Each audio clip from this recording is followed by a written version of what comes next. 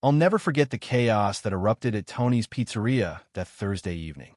I just finished a long shift and stopped by for a quick slice, the smell of fresh dough and marinara filling the air. The place was buzzing, families chatting, kids giggling, the usual small-town vibe. But then, like a storm rolling in, everything changed. A woman with a flawless brunette bob, designer sunglasses perched on her head, stormed up to the counter. Her name was Deborah Miles, though everyone in Oakwood Meadows called her the HOA Queen. And boy, did she live up to that title. Deborah wasn't just any neighbor. For 7 years, she'd ruled our Homeowners Association with an iron grip, her clipboard a weapon of choice. As a newcomer to the neighborhood, I'd already felt her wrath. She'd slapped violation notices on my door for the smallest things, me trash, can lingering curbside an hour too long. My porch light, not matching her approved aesthetic. Last spring, she banned inflatable pool floats, claiming they clashed with community standards, and enforced a color palette for garden gnomes. Her monthly newsletter featured a shame gallery, blurry photos of offensive lawn decor, turning neighbors into spies. Most of us loathed her, but nobody dared challenge her reign. That night, Deborah brought her tyranny to Tony's, our town's beloved pizza joint. From the chatter around me, I pieced it together. She'd ordered delivery, demanded no pineapple, but got a Hawaiian pizza by mistake. An honest mix-up, right? Not for Deborah. Instead of calling to fix it, she'd driven down to unleash hell. "Do you know who I am?" she bellowed, her voice cutting through the restaurant like a siren. She paced the lobby, her heels clicking like a countdown to explosion, while VYing her designer purse like a battle flag. "I run this entire community. When I give orders, people obey." The staff, mostly high school kids, tried to stay calm.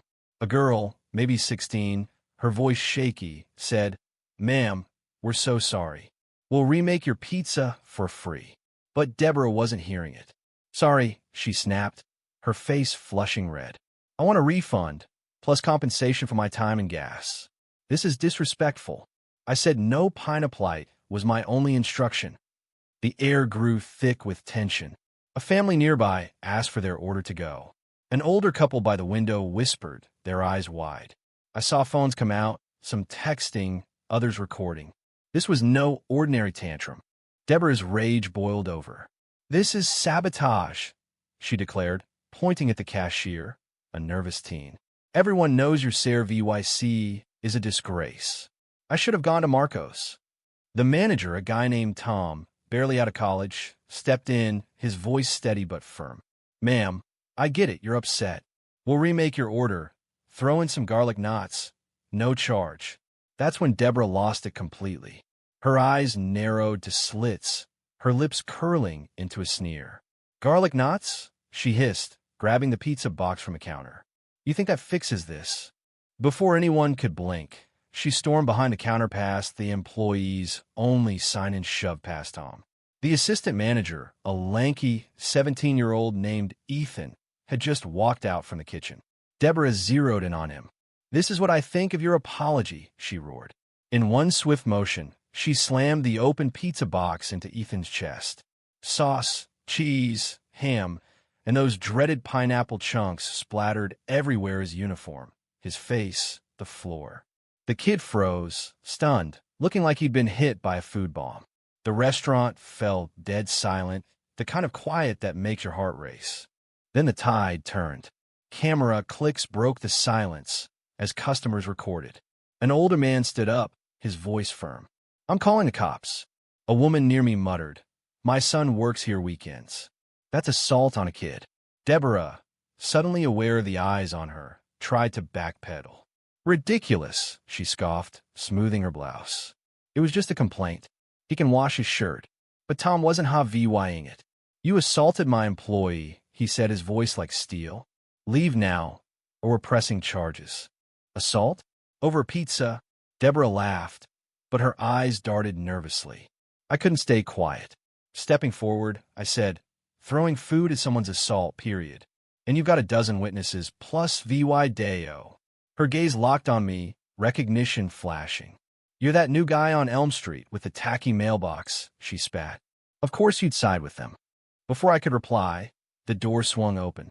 Two police officers walked in, one tall, with a badge reading Officer Carter. The room erupted in voices, but Carter raised a hand. "Who's in charge?" Tom stepped up, calmly laying out the story while Deborah interrupted, spinning her tale of disrespectful Sarah VYC. Customers handed over their phone VY Deos. After watching the footage and hearing from witnesses, including me, Carter turned to Deborah. "ID, please." "This is absurd," she huffed, digging through her purse. "I'm the president of Oakwood Meadows HOA, a respected leader." Carter wasn't impressed. "The VY Deo shows you assaulting a minor," he said flatly. "That's a crime, no matter who you are."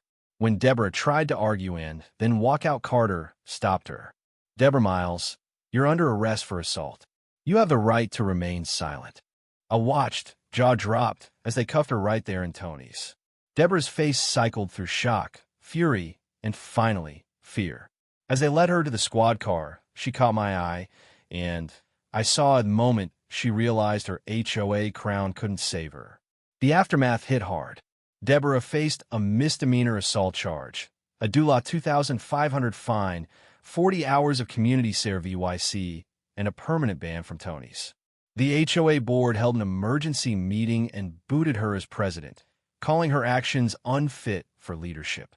In court 2 weeks later, she sat stone-faced, her manicured hands clenched, whispering, "This will ruin me," as the judge read her sentence. For the first time, Deborah Miles looked small, her power shattered by a pizza topping. The town buzzed for weeks.